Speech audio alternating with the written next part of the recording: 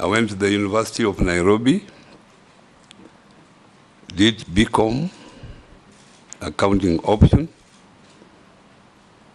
and at the same university, University of Nairobi, I did a master's degree, MBA in finance option.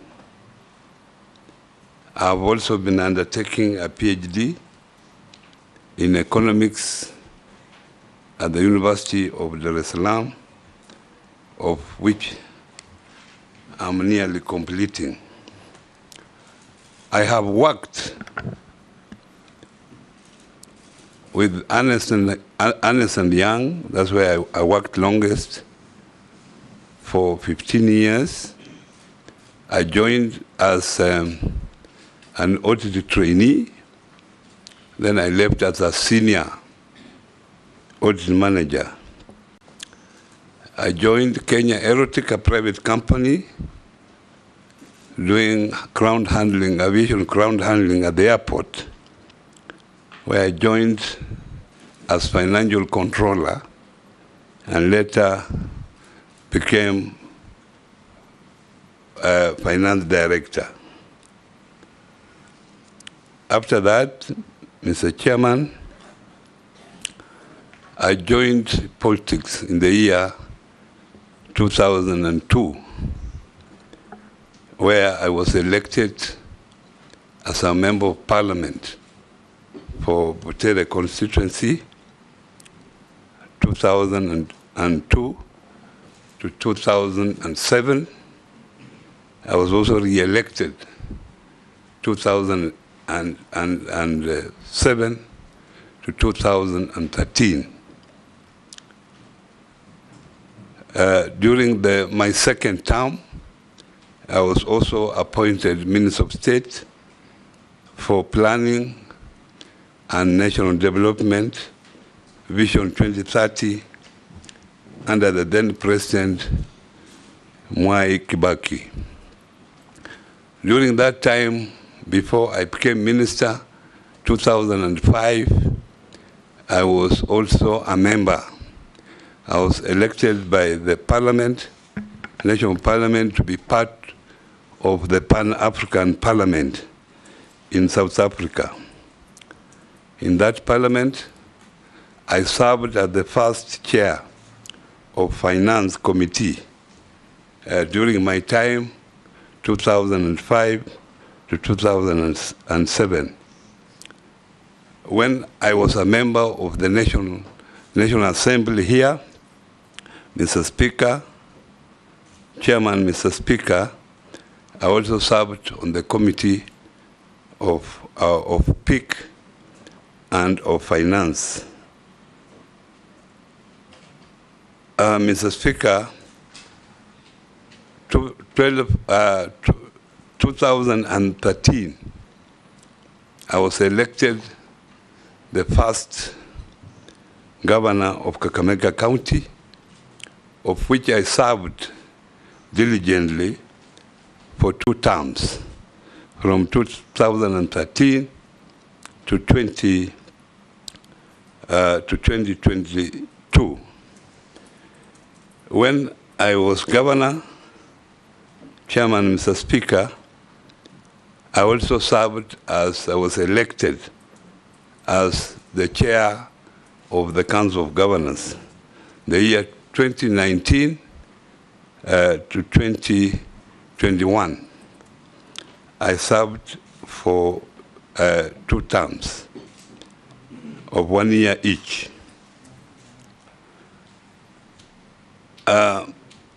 Mr. Speaker, while I was serving as the governor for Kakamega, I also became the chairman of the Lake Region Economic Bloc. Lake Region Economic Bloc comprises 14 counties, the former province of Western and Nyanza, and in addition from the Rift Valley, we had Bomet, Nandi, and Trans Nzoia, making a total 14, I was the inaugural chair of the Lake Region Economic Bloc, which I served until the time I left when I retired as the governor after my mandatory 2 terms. While I was a minister, I launched the Vision 2030 in the year 2008, and I'm happy that I was the first to establish the current Vision 20 Secretariat. And that time I appointed the first CEO of the Vision 20 Secretariat. As you know, Vision 2030 is a development blueprint for this country and is still in force until 2030. I'm happy that while I was in that ministry, I established a very strong monitoring and evaluation section within the Ministry of Planning. And finally, Mr. Chairman, while in the ministry, I also led the first peer review mechanism to be audited, the country to be audited by the other presidents of Africa. And that review was very successful. Their recommendation actually came to pass. That's what I can say about my experience. Thank you. I'll invite the Deputy Speaker to be the first to ask you a question. Honorable Oparanya, in order for the committee to gauge your suitability, I'll ask you one question about your key achievements as governor, and then ask you to give us your vision of this Ministry of Cooperatives and Micro, Small, Medium Enterprises, and particularly on your experience at Kakamega County. As you know, the Constitution mandates the county governments to oversee trade development and cooperatives, and it's a key factor of devolution. So we would like to know what measures did you take to support that when you were in Kakamega County, and your vision for the new ministry if confirmed. But start with your key achievements as governor. Thank you. Thank you very much for that question. Unfortunately, cooperatives are not well developed in Kakamega County. We had few coffee cooperative and I think dairy cooperatives, and then we had fish cooperative.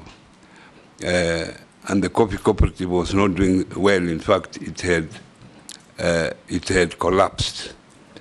And when I came in as a governor, I found only one staff who was working, who was then working under the Ministry of Agriculture. Only one staff who was in charge of cooperative. So obviously, cooperative being a very important vehicle for economic development, I had to beef up that particular unit. I assigned 2 people to that, to the staff, and made him director of cooperatives at that time. And then from there, I made a provision in the budget, allocation, in order to revive cooperatives in the county. And that time, I made a provision of 20 million so that I could support the 3 cooperatives that were there. And after a short time, because I found cooperatives were very important, I made that particular unit to be separate under a chief officer so that we had a proper focus to it. And as I left, there was actually a chief officer who was in charge of cooperatives. But my people had not embraced cooperatives. we could support them. Then because of poor management, resources could be misused.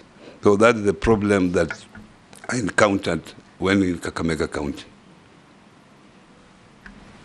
Thank you. Majority Leader.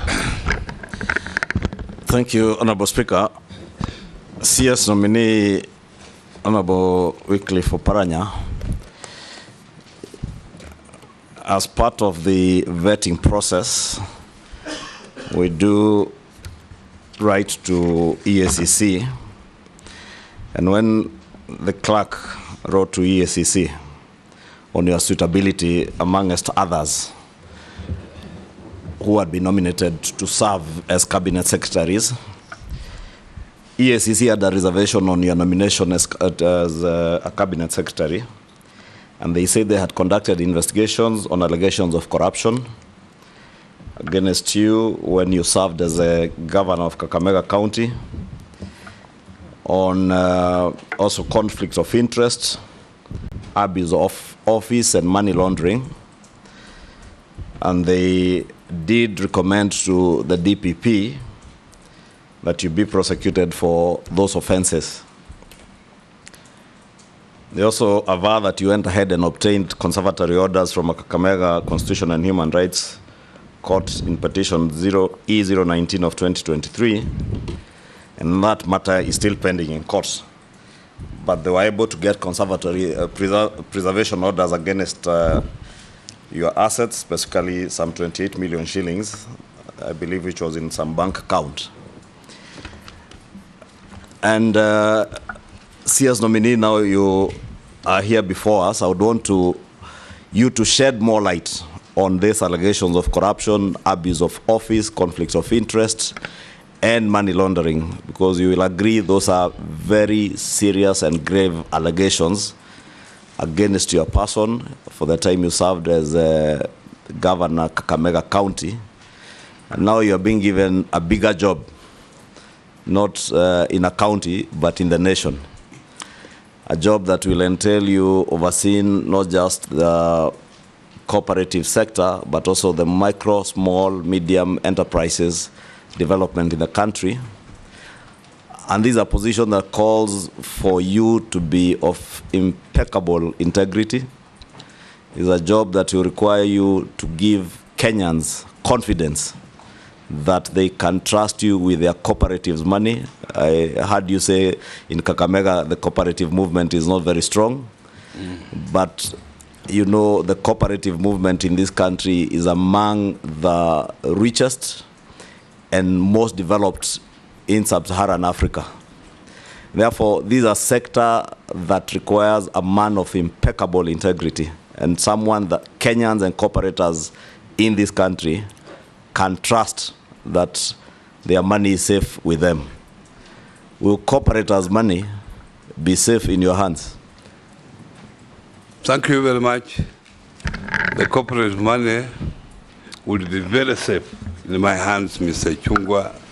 You answer this, nominee, but next time you wait for me to motion, because sometimes we'll take about 3 questions in a row. Oh, okay. But you answer this before we go to the others. Yeah, thank you very much.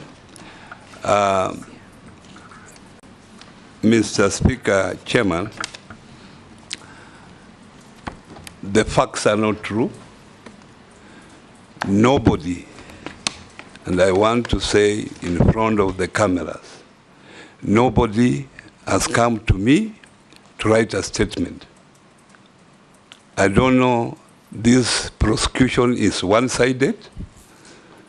I've never been given a chance to say my story. In August 2023, you remember what was happening. I was very active in demonstrations that time, August 2023. When I was in those demonstrations, I was called by someone to be told, because I was in demonstration, the EACC were looking for me. And I asked that person, what has the EACC to do with the demonstrations? I have served diligently for 10 years. I've been a minister for 5 years. We have had audit reports. This audit report, there is no report that pointed on me as being a corrupt person. And if you remember, when I was Minister for Planning, the ministry was voted the best performing ministry. You can look at your records. When I was governor, everywhere they are saying where devolution is working is Kakamega County. If I'm lying, check your records. I worked for 10 years, nobody came to my office about any corrupt case until August 2023, when we were doing maandamano. And when they came to my house, it was even not about corruption. The first question they asked, what business do you do with Raila Amolo Odinga? I don't do any business with Raila Amolo Odinga. Raila Amolo Odinga is just my party leader. That is the only relationship I have with him. Secondly, I was asked, do you keep guns in this house? Obviously, why would I be keeping guns in my house? The third question I was asked, that where do you get money that you fund demonstrations? So what has those questions to do with corruption? So as I sit here, Honorable Chairman, nobody has come to take any statement from me. So I don't know what I'm being accused for, because I'm also just seeing it in the papers as you are seeing. So that is where I am, Mr. Chairman. But even before then, my lawyer got possession of the documents when they went to court to freeze my money. And the money was not in their account. The money was with CPF, where I was buying a property. So when CPF were called by EACC to write a statement, they are the ones who alerted me that they were following the money that I had paid CPF, which had nothing to do with the Kakamega account. This was money from my account and money from someone who was buying my house that I was selling. So that's how it was. And nobody has come out until when now the person who was buying my house withdrew and wanted me to refund his money. I didn't have the money to refund because it had been frozen. Chair. Sorry to interrupt. Yes, Majority Leader. Interrupt, Governor. Just to be clear, two things. First, who are these who came to the house? EACC or ordinary police? You wouldn't know them because they never introduced themselves. There were about 20. So some were in police uniform, some were in civilian uniform. They never introduced themselves as EACC officers? They said they are EACC officers, but I can't remember their names.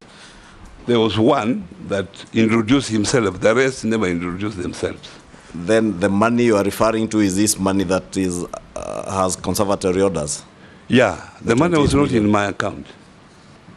It was with CPF where I was buying the house. CPF, this is a county provident fund? Yes. You are buying a house from CPF? Yes. So you had transferred the money to CPF? CPF. And the conservatory orders were put on the CPF account or on your account? Yes. No, to the CPF account. Okay. Yeah. Jeanette, Minority Leader. Yeah, thank you, Chairman. Chairman, my questions begin from this. Mr. Nominee, these investigations that EACC is talking about, are you saying here on camera on open day that you have never written any statement? I'm saying here in the camera that I have never been called to write a statement up to this moment. So I don't know even what I'm being accused for, because if I knew, I would have explained. But I just read it in the papers like the way you read it. So this file that we are seeing that has gone all the way to the DPP doesn't have any of your statement? Can you go and check that file? I have never written a statement. It will be easier to just answer the question. Yeah. Because even if you tell him to go, he will not. Just answer the question as it's asked. I have no statement in that file as I sit here, unless I will have it tomorrow. So, these conservatory orders that you applied for in Kakamega, what made you apply for it? I applied for it because my family was harassed. Yes. And because the way these people were asking me questions about the guns, about my relationship with my party leader, I got scared. And the way they harassed my children, they took their phones. Yeah. I didn't know what was going to happen next time. So I decided, why can't I go to court to protect me? And that's why I went there. And according to the Constitution, I'm not supposed to be searched the house. It is there in the Constitution. So I was using my rights. You can be searched, but with a court order. Yeah. Yes. If they come with a court order, they can search. If they don't have a court order, it's another story. Okay. Thank you. I rest my case there because I'm really surprised that you're saying you have never recorded a statement. I have never recorded a statement. That is information that I really wanted to know. Yeah. Secondly, now my other question is, now you are going to the position of Cabinet Secretary of Cooperatives. If confirmed. If confirmed by this committee. Yes. And your profession, as you have said, is accounting, which is much in relation with that work. There is the SME, micro and small medium enterprises, which is the backbone of this economy. That is the group that drives this economy.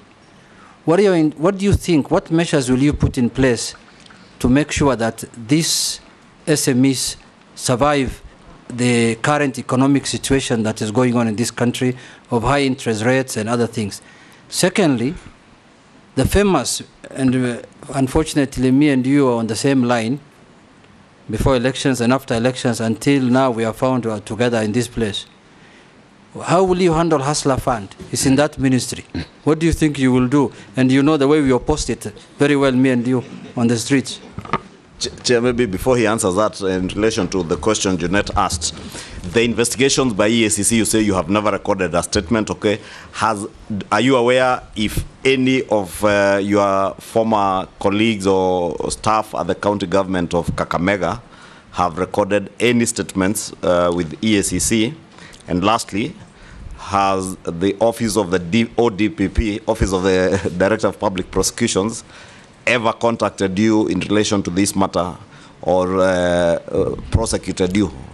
I only know if any member of Kakamega County recorded a statement, because I'm no longer a governor.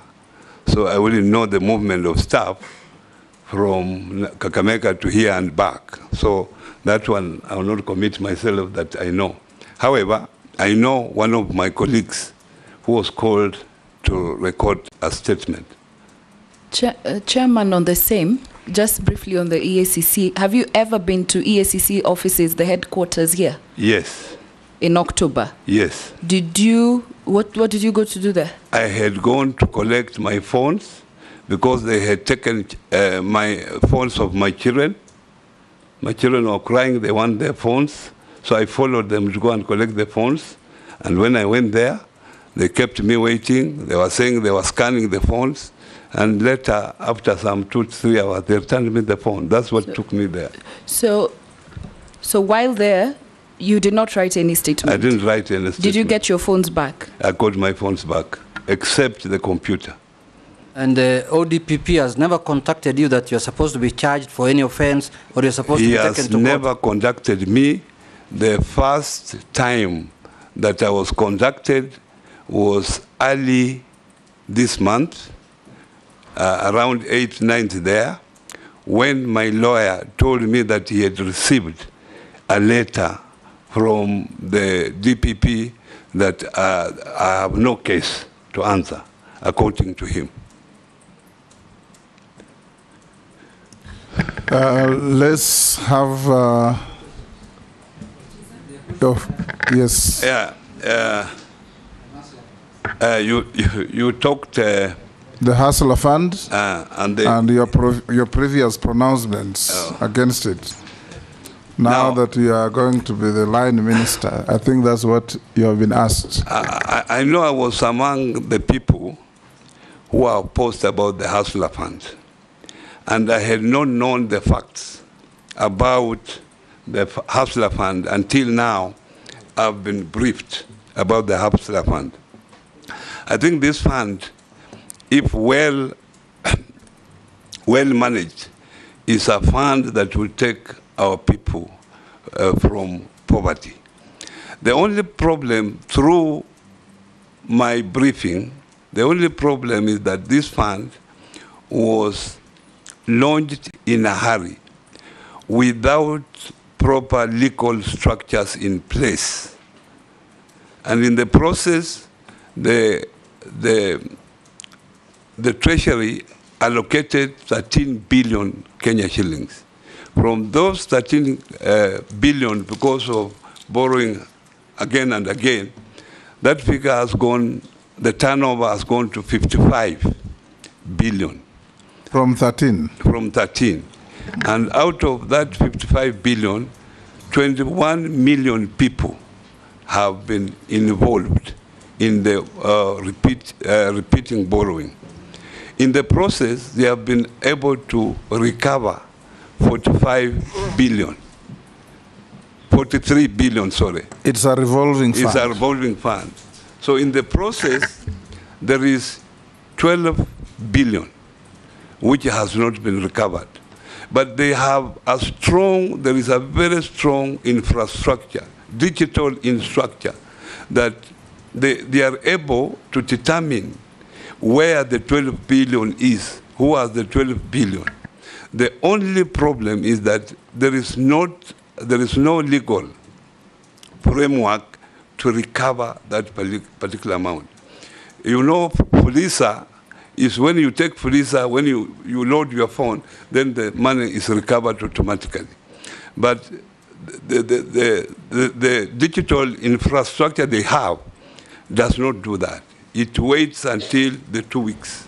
If you find favor and you are confirmed, I have not been asking questions, but just a follow-up until the end. If you are confirmed to take up this docket, what will you do then to have a better system to manage this fund and avoid leakages and losses? First thing I should admit here that the intention was very good, because this fund was supposed to address market failures at the lowest level, lowest pyramid. That person, even leave Mama Mboga, leave Boda Boda, the person below, even those people, the person who could not even afford 500 shillings. So it was supposed to address that. You borrow the money, and then you repay. When you repay, you get a credit score. So after that, then if you have borrowed like 500, you have refunded. You can now borrow 1,000 and you refund. In that process, your score improves.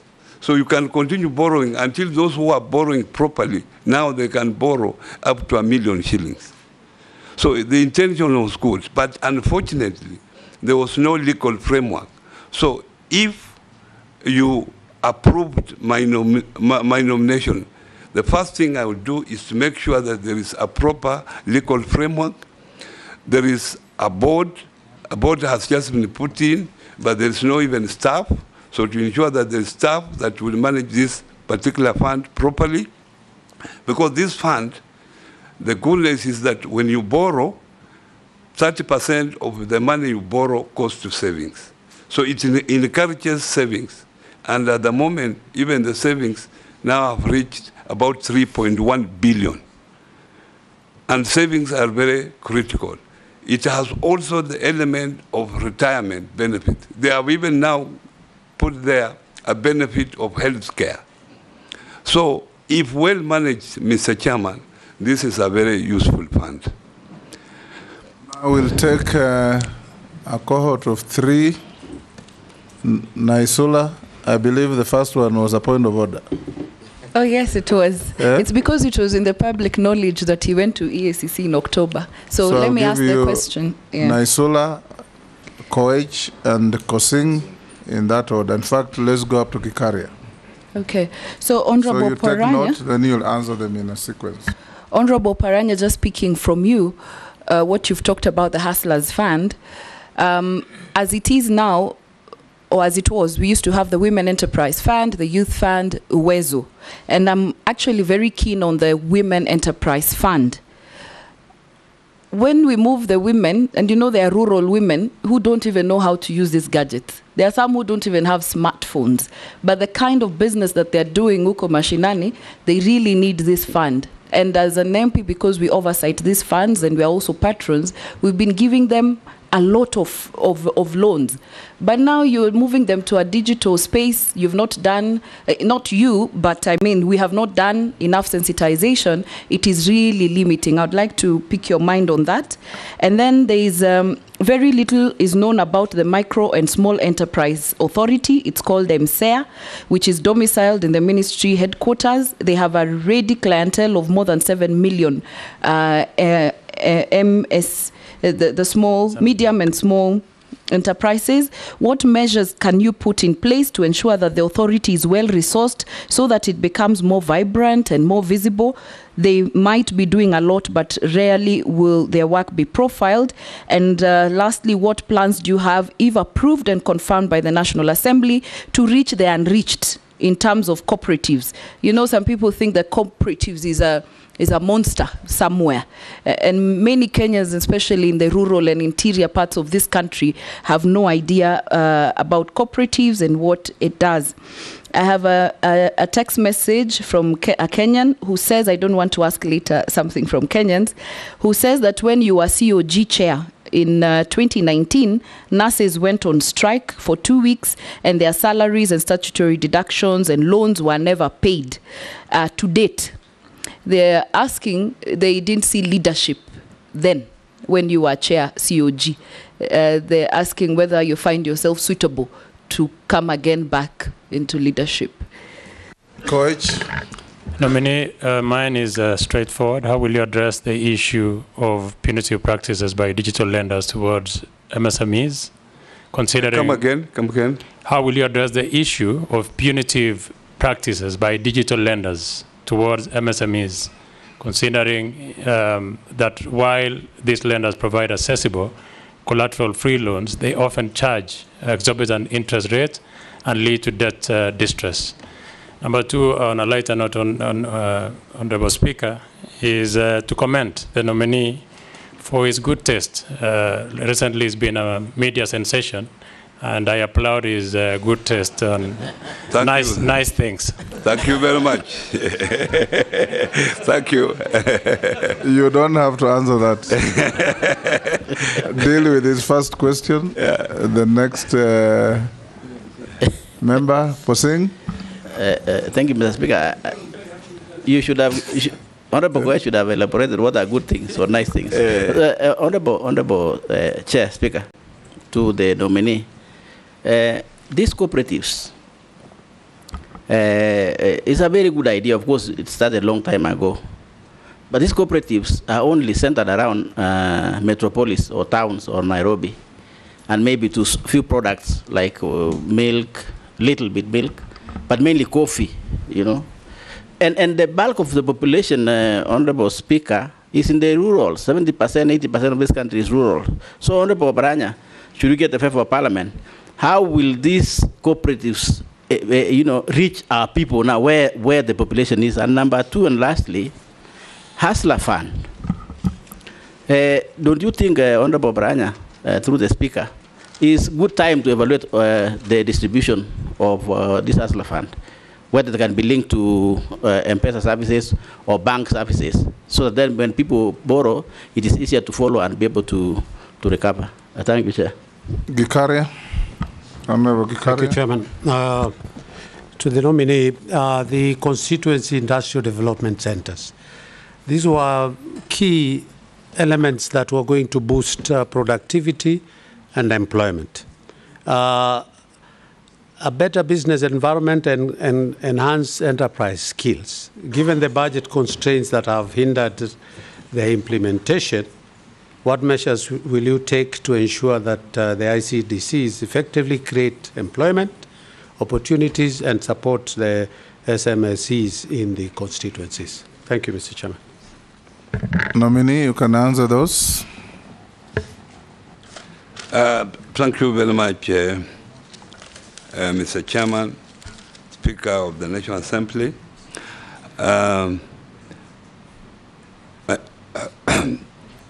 You asked about the Women Enterprise Fund, that it has now been digitalized.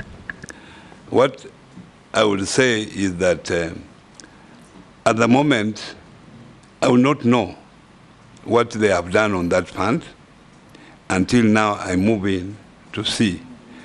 But since you have now raised this question, it's one of the issues that I have to look into. But as you know, the world is now going digital.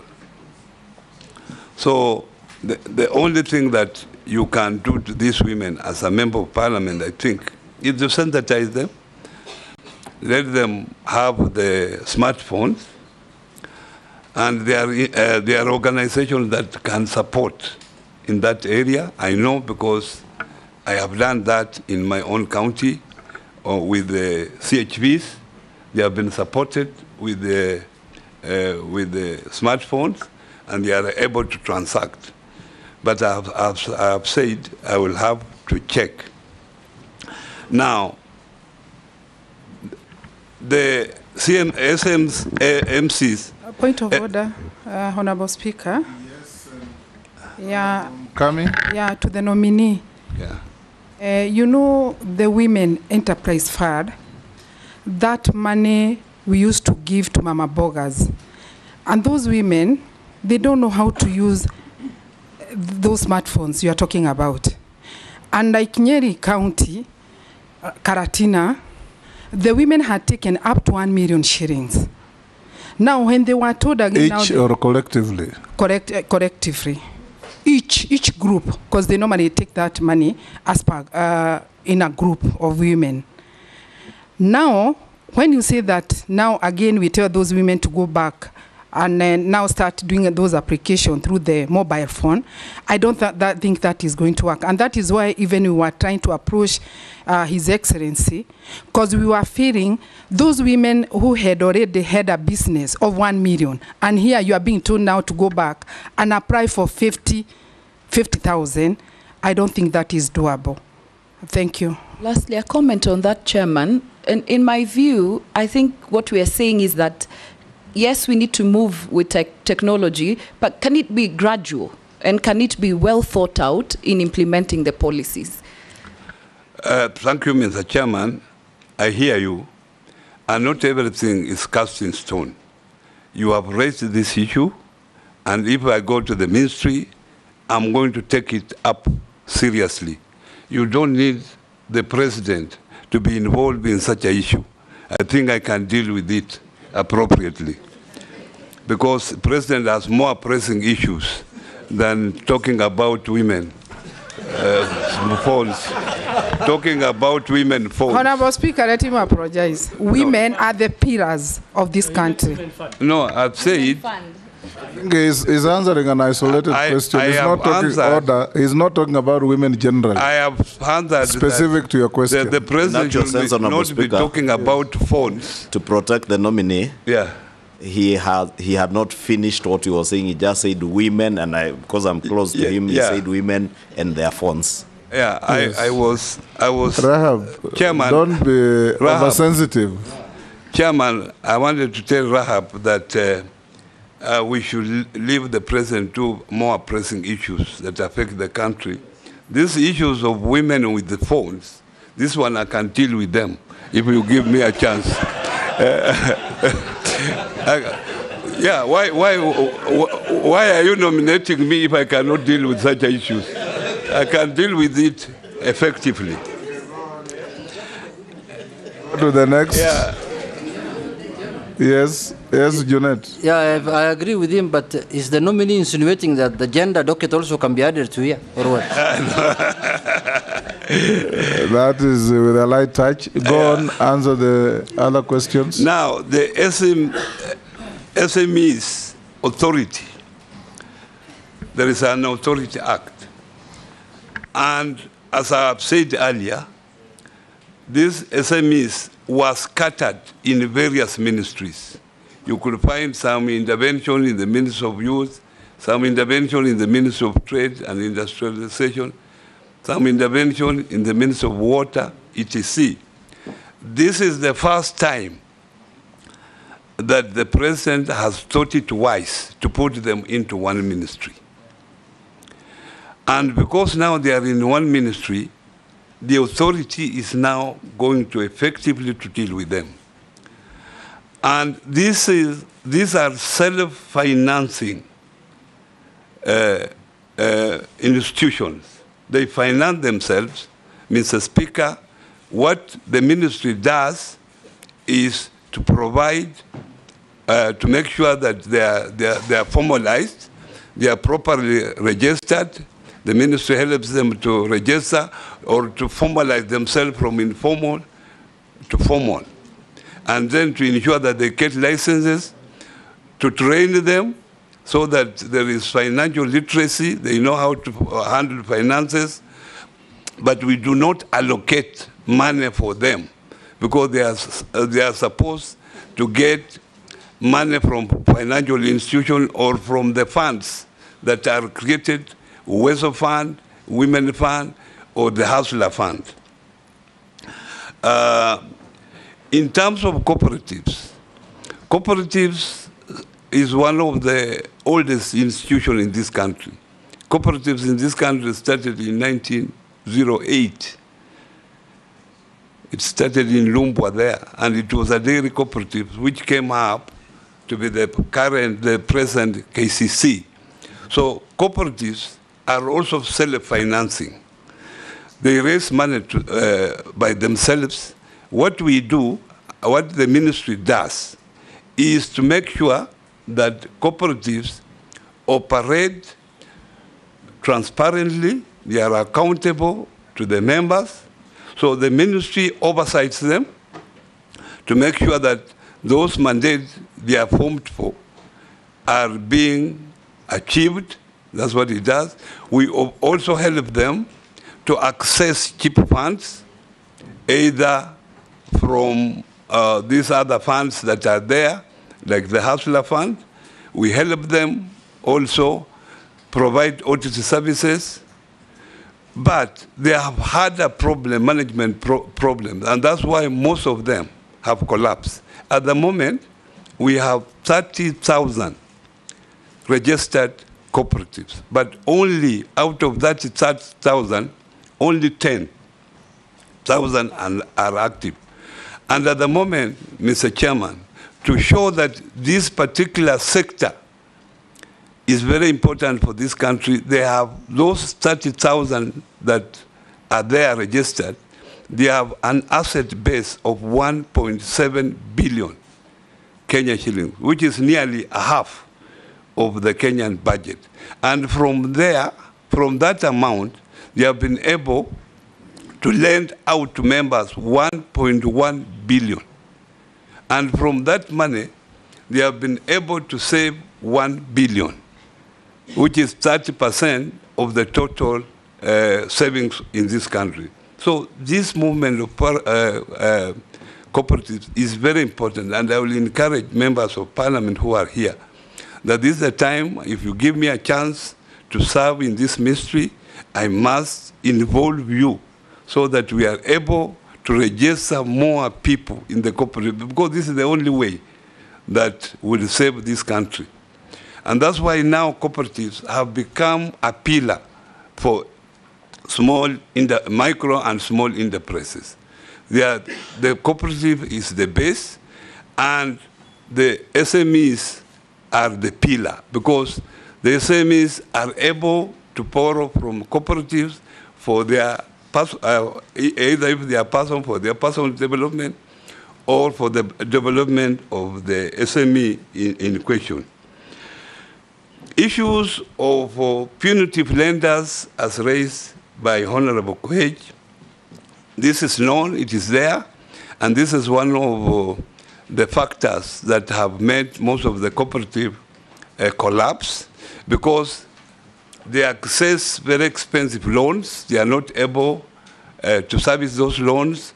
Majority of them have collapsed because of the loans and because of course, mismanagement.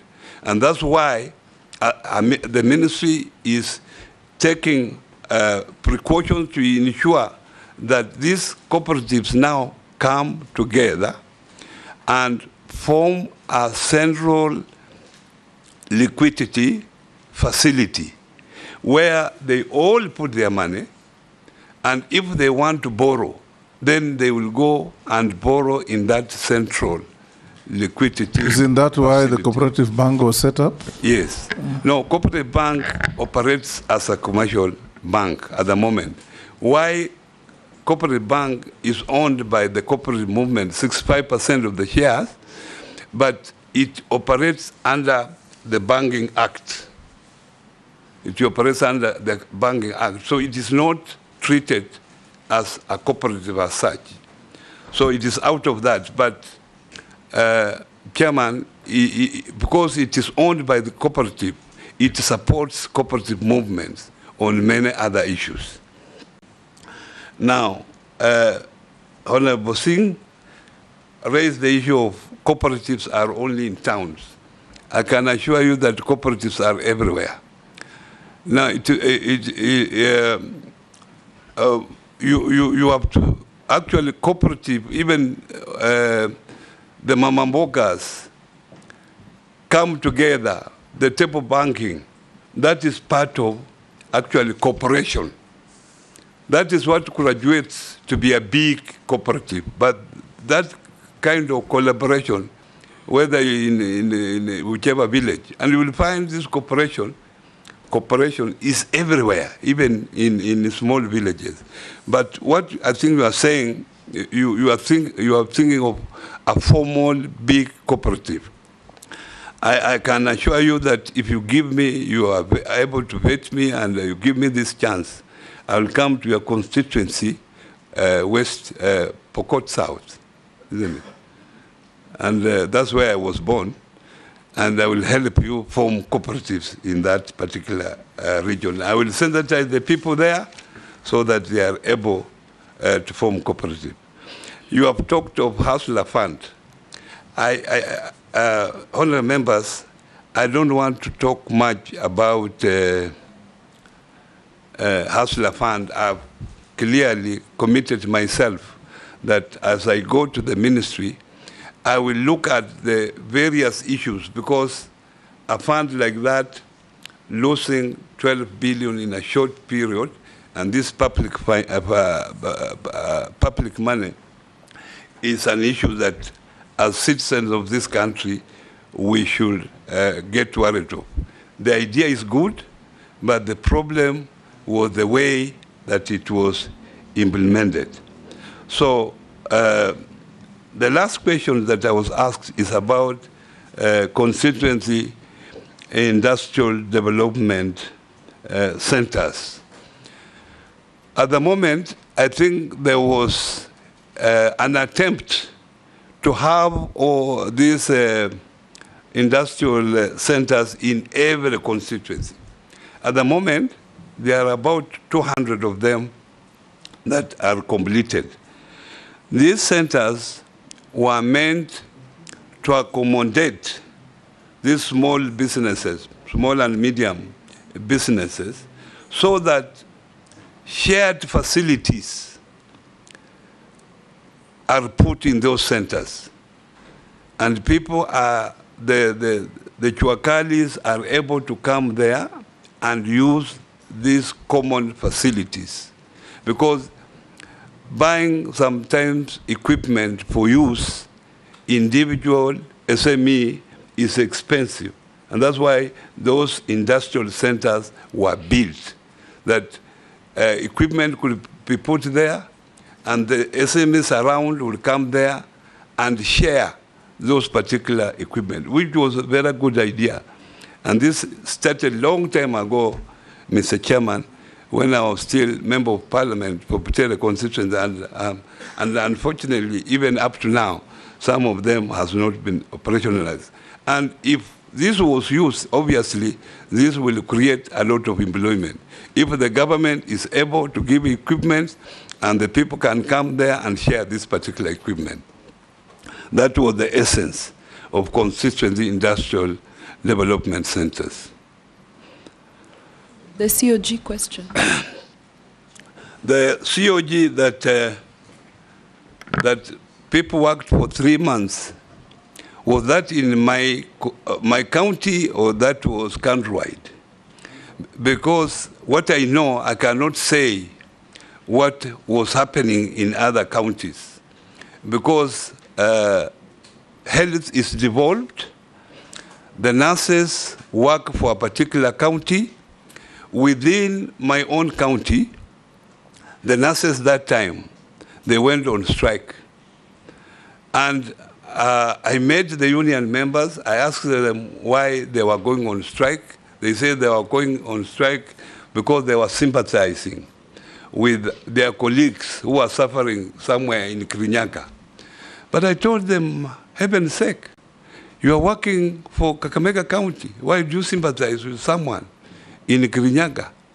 So what I did, I went to court, and court told them to resume work because the excuse was not relevant for Kakamega County.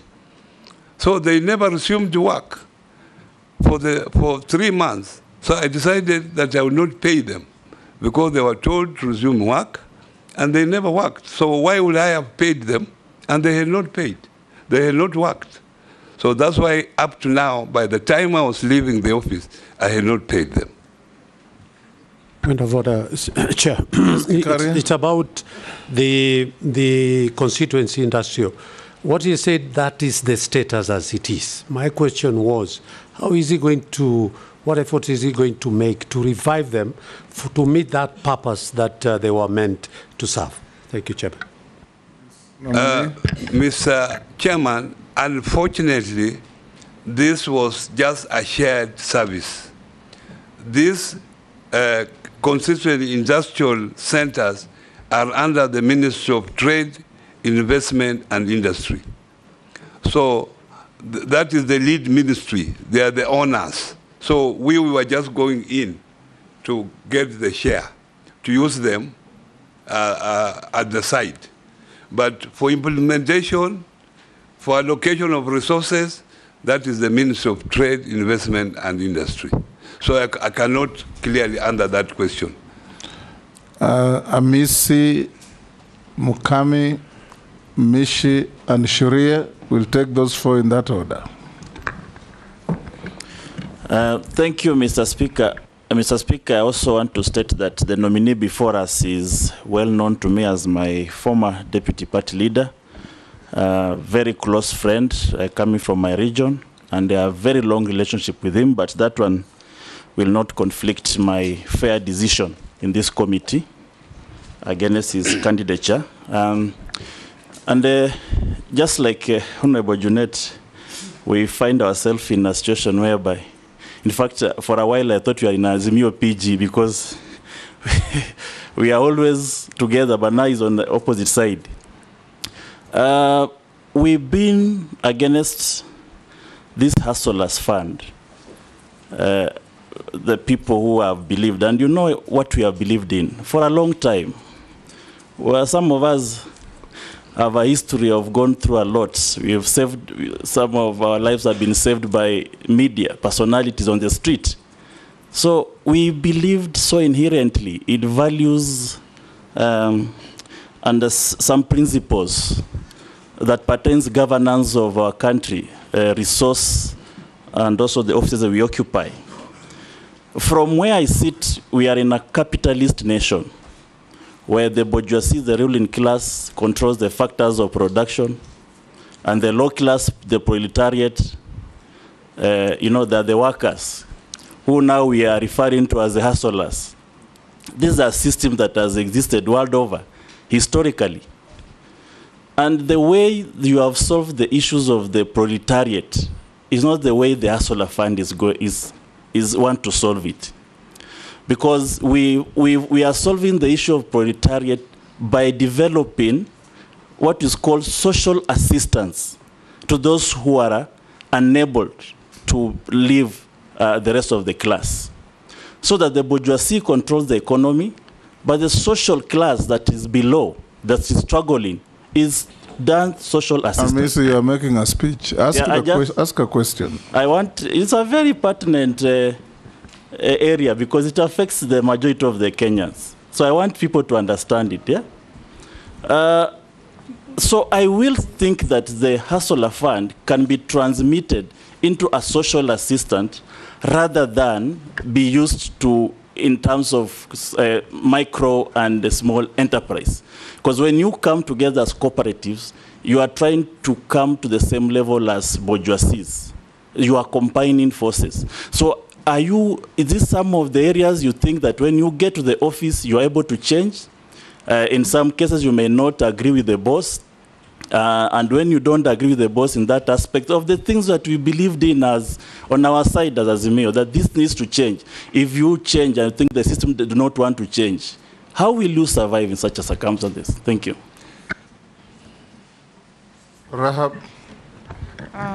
Thank you, Honorable Speaker. To the nominee, my concern is the coffee sheriff fund. The government has allocated about 6.7 billion to support the coffee farmers. Through the New Kenya Planters Cooperative Union, this initiative has encountered challenges such as low uptake farmers and limited funding releases. What strategies will you implement to enhance the effectiveness of this fund and ensure it is successful rollout to help the coffee farmers? Because majority don't understand, they don't even know how to go about it. The other question is about the new KCC. The new KCC is collapsing because of the poor management. And the government has been pumping a lot of money in Dadola, Nyandarua, Eldoret, Nyeri Kiganjo, but still the company is not able to sustain itself. Still, the other small dairy farmers, they are able to pay their farmers in time, but KCC, they normally take about 120 days for the farmers to get their money. What are you going to do? Thank you. Ms. Shimbogo.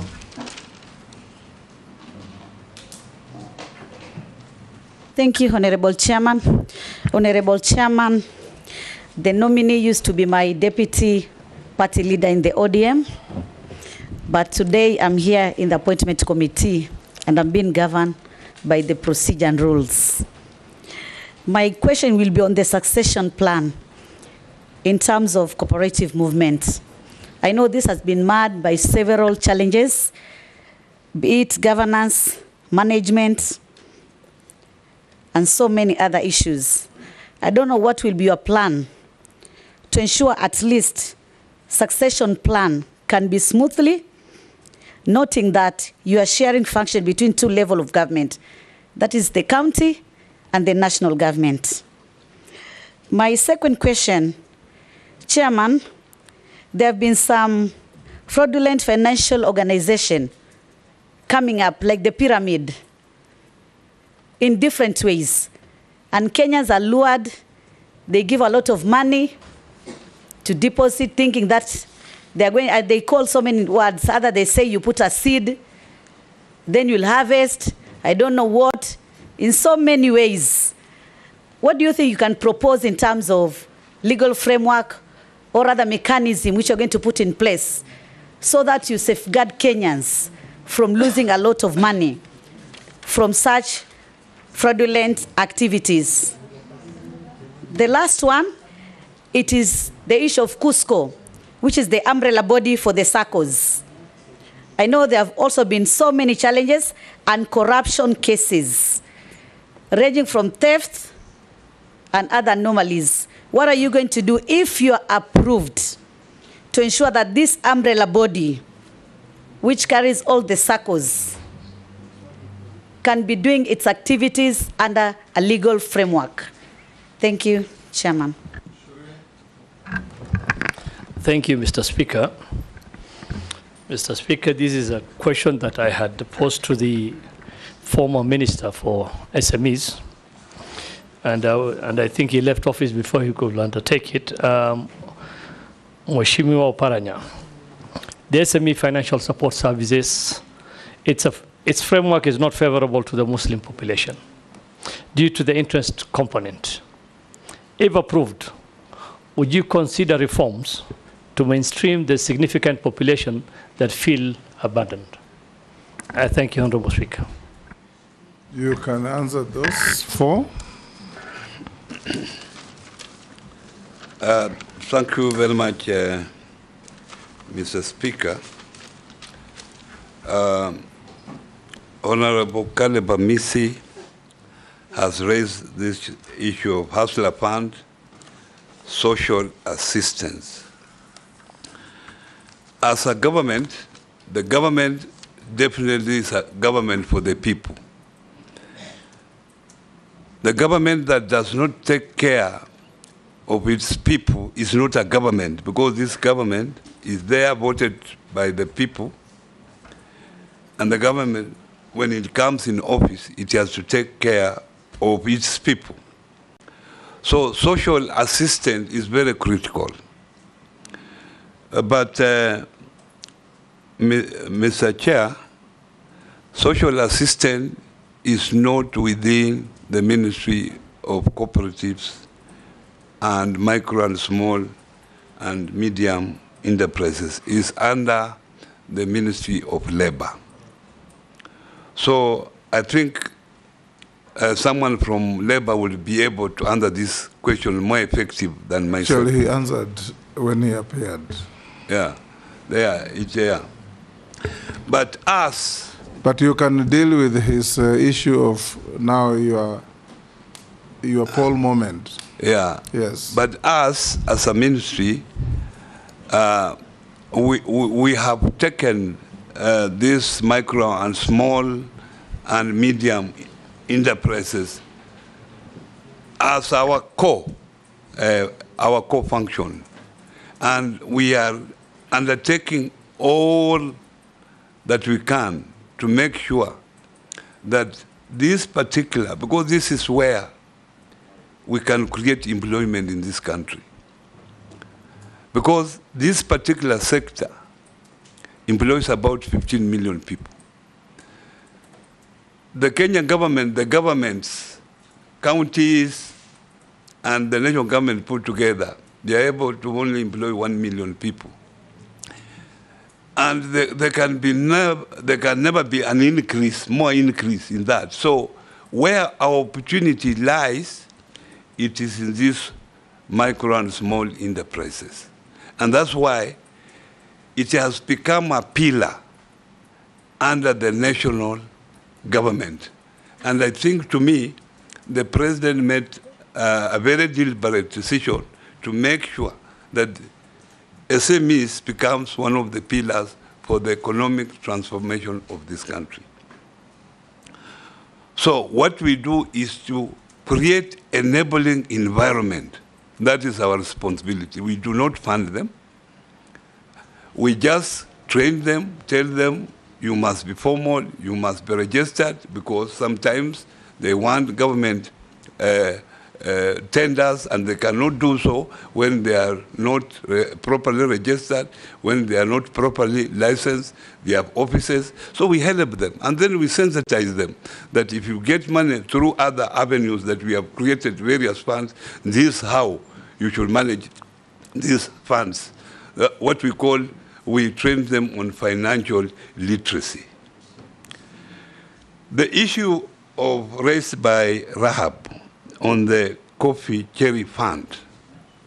This has been an issue for many, many years in the coffee industry.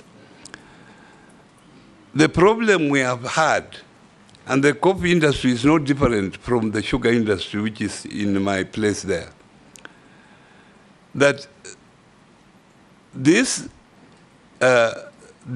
government concerned, and even they are cooperatives, the sugar industry, the companies are mainly parastatals, or government has shares there. Because of mismanagement, they take this money and they do not pay the money back. So they become debts. The government has continually written off these debts. But for how long will the government keep on writing off this debt? You know now there is scarce resources in this country. You can see what happened to the finance bill. There's no more money.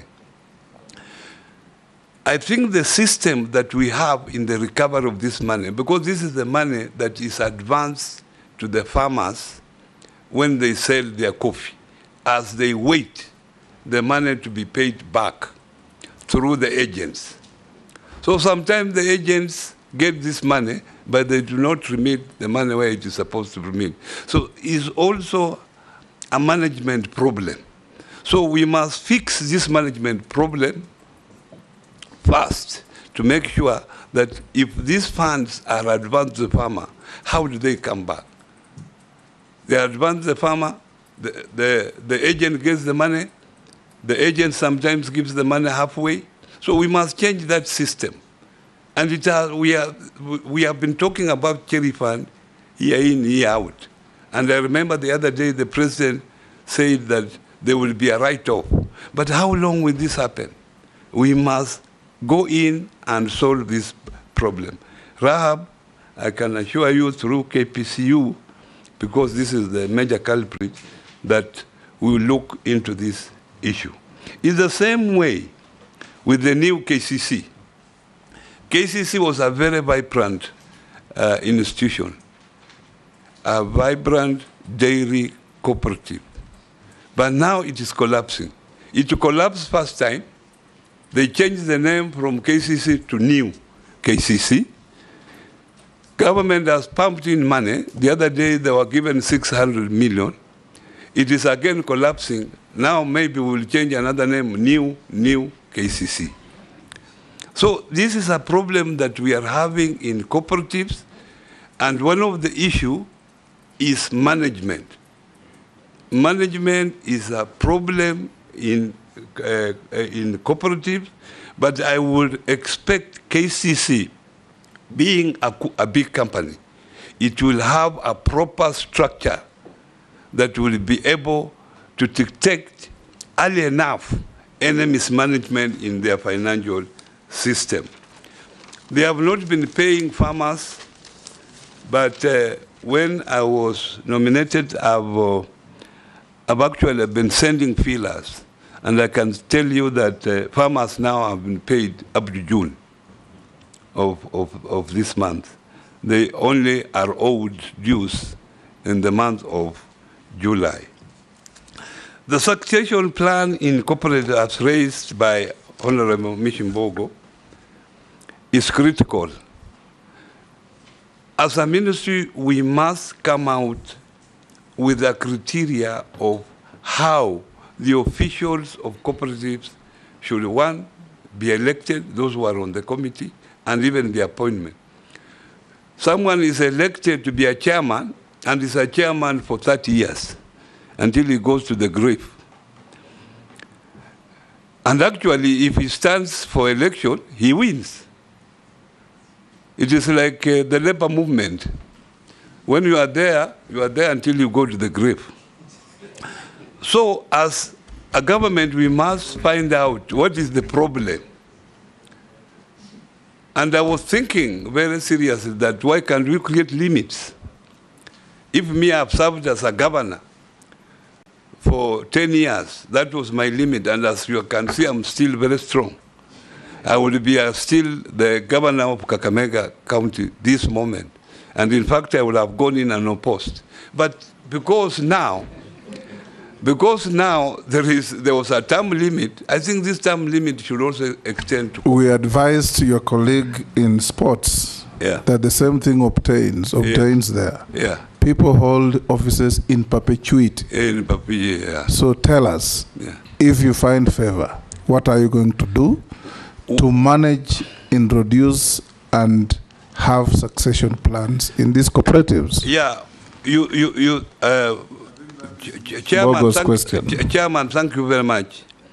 You see, like banks, even sometimes, if you are managing director, you are also allowed to be a managing director for a particular period. You cannot be there forever. And that's what I'm saying, Mr. Chairman, that one of the things, if given a chance, I'm thinking is to create a term limit for even board members, and even if you are CEO. So if it's 3 years contract, you renew once and then you disappear. If you are on the board, you also serve a board for a particular period. Even if you are very good, we say that goodness of yours, take it also elsewhere, so that those people can enjoy that. So that's what I'm going to do. She also talked about shared functions between national and county government. I can tell you that according to the Constitution, cooperatives function is a function of the county governments. But it has created a challenge because there are cooperatives that operate beyond boundaries of constituencies. How do you deal with them? Because the counties can have their own legislation to regulate cooperatives in their area. And they have a right to do so. But what about if cooperatives operate beyond? Like in Western, we have the IG, Invest and Grow. You go in every county in that region, they have offices. How do you deal with them? If Kakamega has a different cooperative legislation, Vihiga has a different one, so how will which law will it subscribe to? So we are saying that those cooperatives that operate beyond their own boundaries should then be controlled by the national government. And that, even that's what we did in roads when I was the governor for Kakamega. We agreed roads that go beyond county boundaries should belong to the national government. And that's what I feel. There is already discussions between county government and the Ministry of Cooperative on how this issue is going to be dealt. As soon as it's dealt with, I will be able to advise you, Honorable Mishimbogo. The issue of pyramids, they say that you plant money and you get money. Obviously, Kenyans are conned. And what they do, they give you, they say plant 100, plant 1,000, you come, you get 2,000. So they lure you. As you put in, when you put 20,000, then they disappear. That's why we are coming up with these funds. And sensitize people that before you borrow any money from someone, or someone says he has a pyramid sort of thing, please check with the officers there that is such an institution registered. That's why the government is there to protect its own people by making sure that people are not conned. So go to institutions that you are sure these institutions have offices. The pyramid fellows usually don't have offices. They have offices where you can go and complain, and that they are registered. I don't think, as a government, we can come up with a legal framework to legalize things like pyramid schemes, We will be making a mistake. We will be making a serious mistake, and our people will continue to be conned. Cusco, like KCC, is also new. There was Cusco, the original one, which is under receivership. And now there is new Cusco, which is struggling. So if we decide to put it under receivership also, we will have another new Cusco. We cannot continue like this, because Cusco is an umbrella body of all cooperatives. All cooperatives have put there all the money. But as I talk to you, Honorable Speaker, Cusco has lost about 10 billion of public money because of corrupt practices. And as a government, we must come in strongly that those people who embezzled funds from Cusco are dealt with, because these people are known.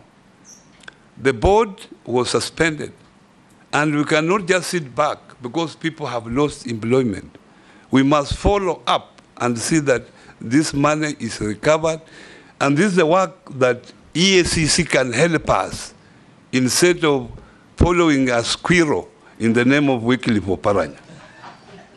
This is the elephant in the house where 10 billion has been lost, and they can't go for this because they want publicity that now this is the big fish.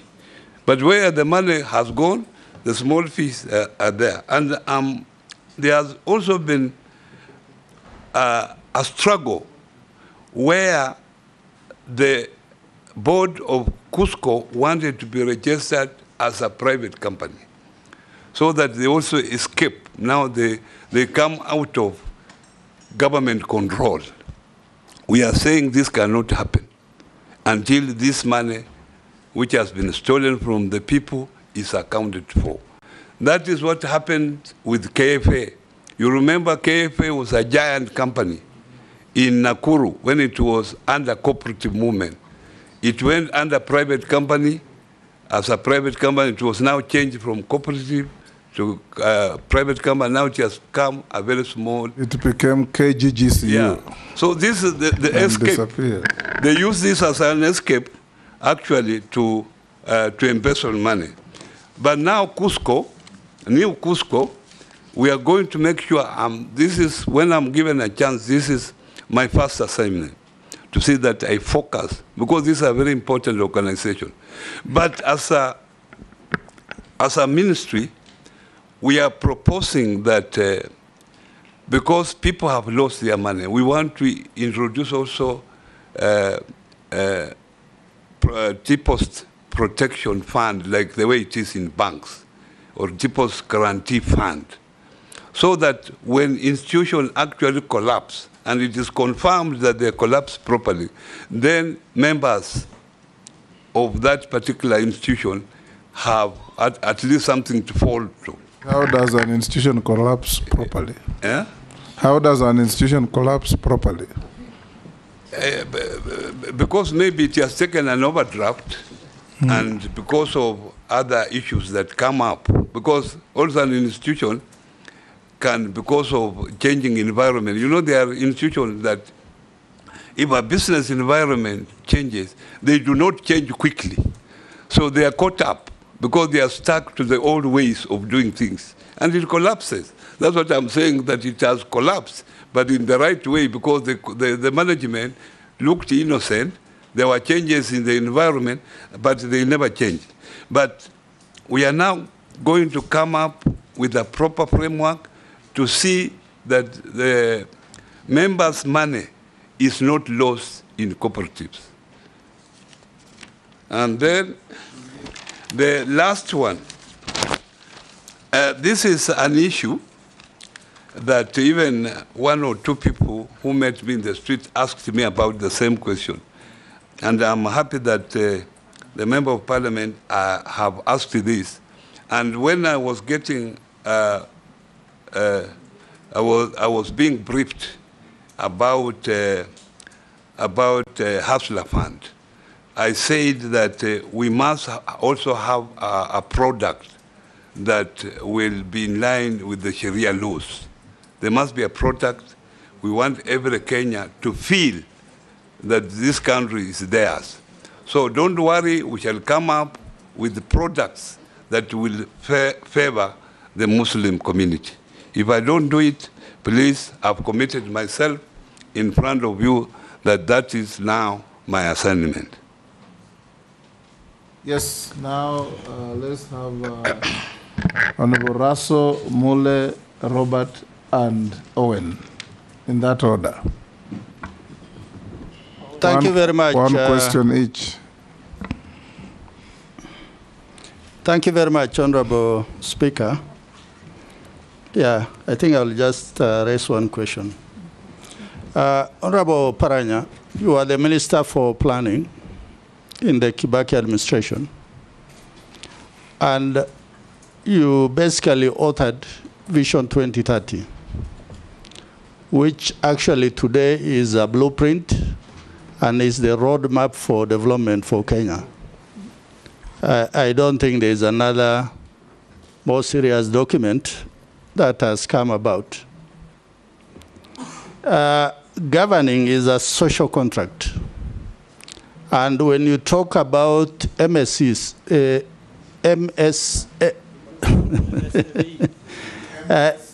micro, medium, small enterprise, and cooperative is part of our people.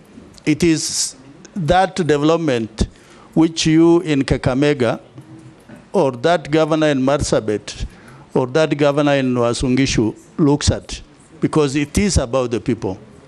Now, if we put the two together, Vision 2030, and the job, if Parliament approves your nomination, what do we see the link between the two? Thank you, Honorable Speaker. Thank you, Honorable Speaker. I want to pose a question to the nominee with the great experience he has in the government since Kibaki time, and as my colleague said, the author of Vision 2030.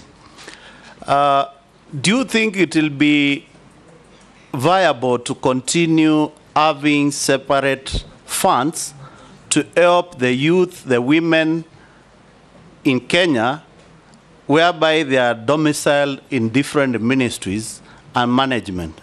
For example, we have Wewezo Fund, domicile at youth, Women Fund at gender, Youth Fund at youth ministry, then ASLA at cooperative.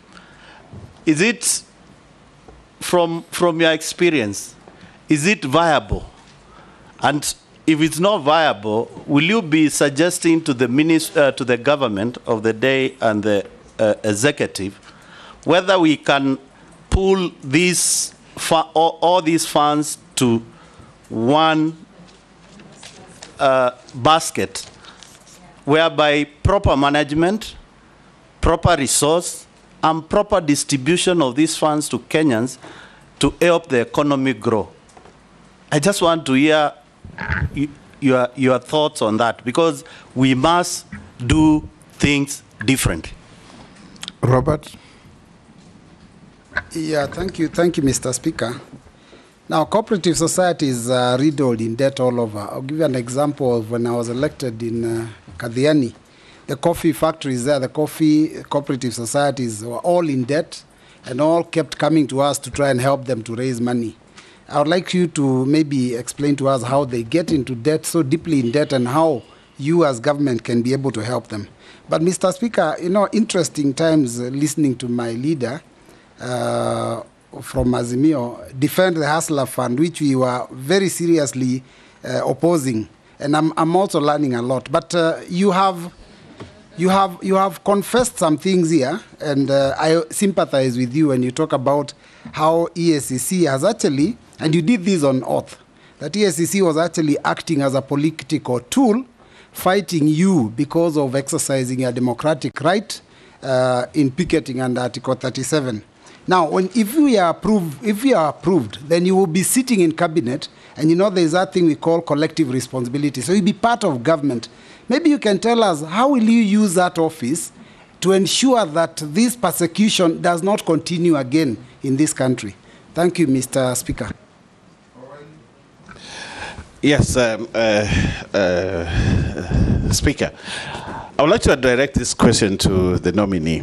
You know, there was during President Kibaki's time, there was this famous saying, "What gets measured gets done," and it spoke into the realm of performance management.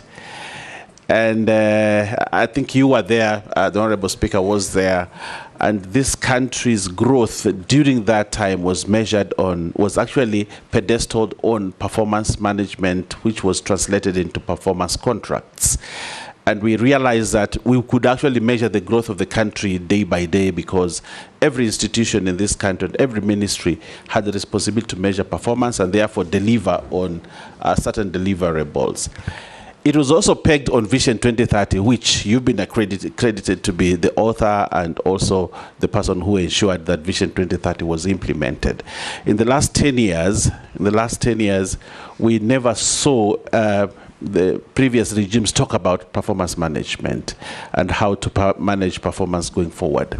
As you come into cabinet with this, if approved by this committee, of course, with this knowledge, with this vision, with this experience, how are you going to bring back the good old things that were really helping in the growth of this country, noting that President Kibaki's time, Kenya really had great performance, and your knowledge on it, your experience, now that we are bringing you in, the new people that are there, how are you going to help Cabinet approve performance management, which I think is the best tool to measure performance? How are you going to help this country in that realm? I thank you. Nominee, deal with those four.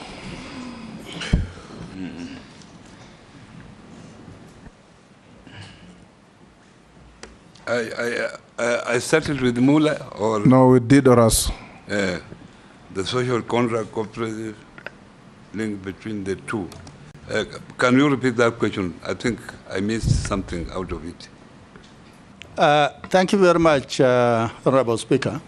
What I said is that when you talk about SMEs and you talk about cooperatives, it is about our people.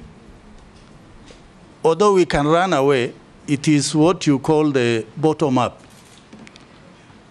because that is the economy at Mashinani there. Vision 2030, which you authored and which you presented to Kenyans, is the roadmap to development that we are using until today. So I'm saying if you link the two, as the immediate former governor of Kakamega, how are you able to link the two to see that are we making progress in Vision 2030? Yeah, thank you very much for that question. I think now I have understood, Mr. Chairman. First of all, the Vision 2030 is a long-term blueprint for development of this country. And it came up during the times of the former president, the late Wycliffe. And this document is a very good document, if you have an opportunity of reading it again. But unfortunately, the other governments, when they came in, they tried to come in with their own things. Some of the issues being undertaken now are out of line.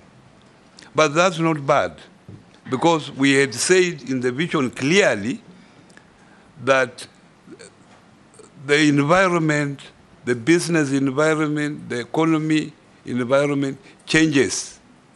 So you are also supposed to come up with those changes to address changes in the planning, to address those particular changes that have happened.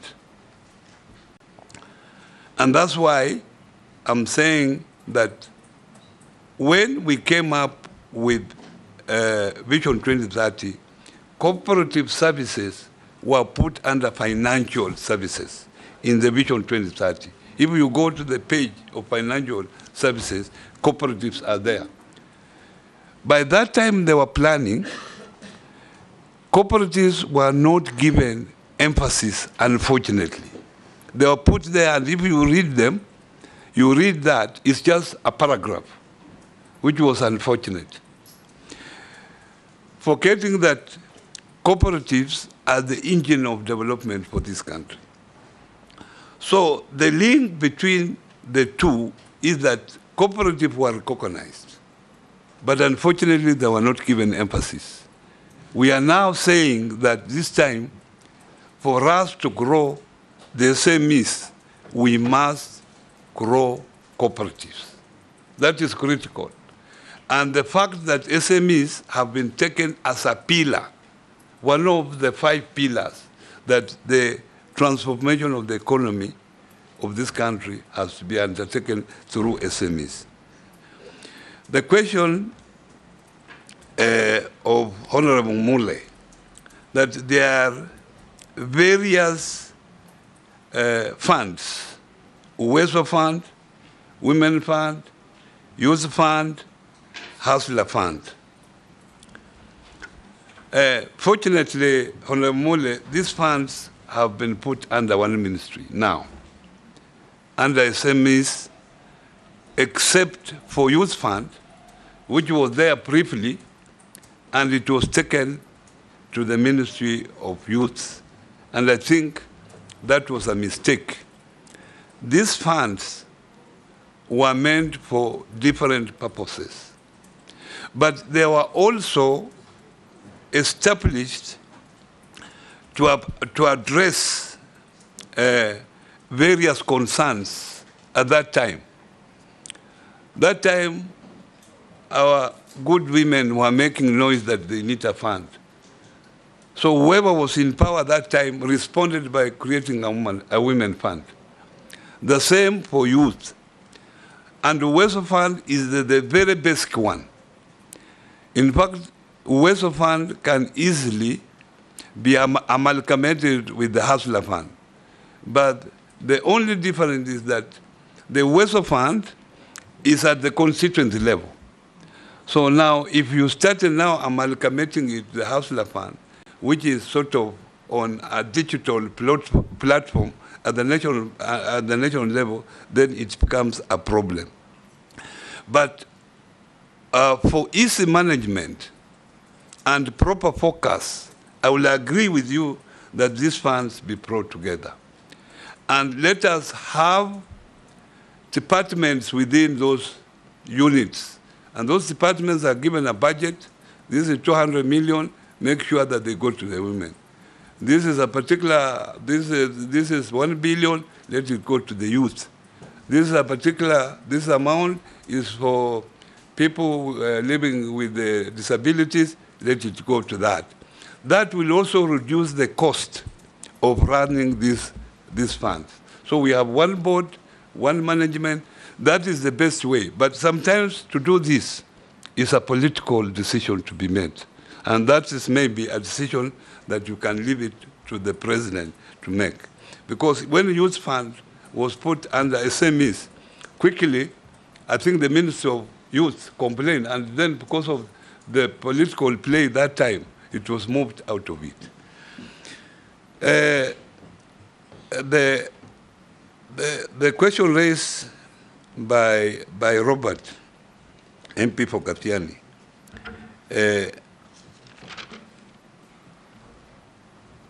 the issue of debt write-off in the cooperative.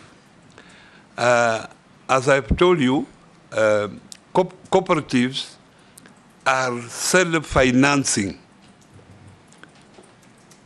They are umbrella cooperatives that government puts in money. Few cooperatives like dairy. Dairy is a very important sector in the economy, where the government puts in money to make sure farmers get to be paid. It's like also the sugar industry. They want to make sure that farmers are paid because sugar is consumed a lot. Milk is consumed a lot in this country. So the government must have interventions. And that's why the government is ready to write off debts because of that, that particular special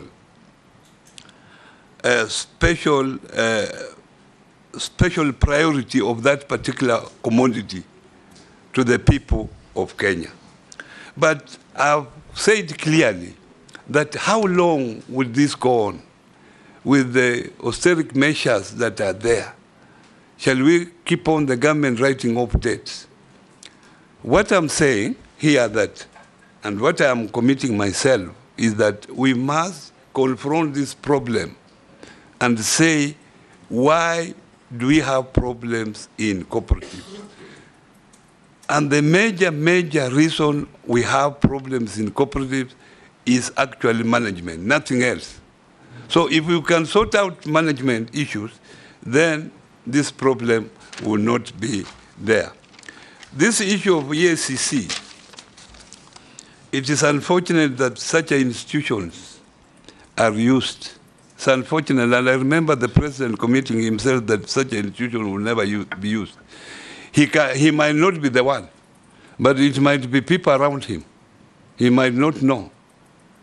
But it is unfortunate because in the process they lose focus.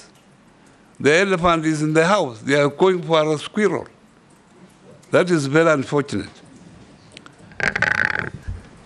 The issue of performance contract.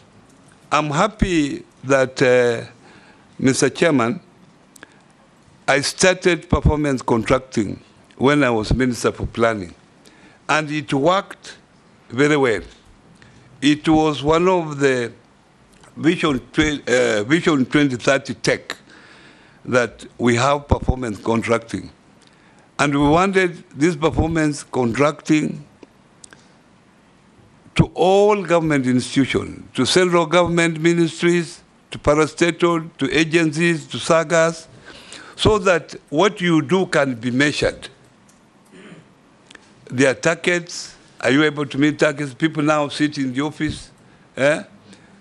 Institutions are making losses, but they still continue to be in office. I'm hopeful that as I come to the office, if you approve it, I'll talk to my colleague, Badi, who has now taken over the Minister of National Treasury. He has not.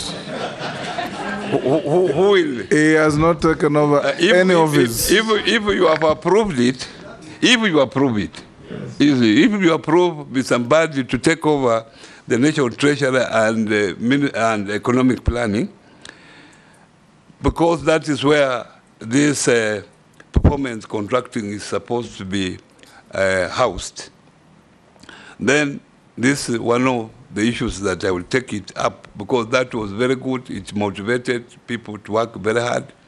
When it was being announced at KCC there, some ministers will hide their face because they know their ministries have not done well. So people worked hard.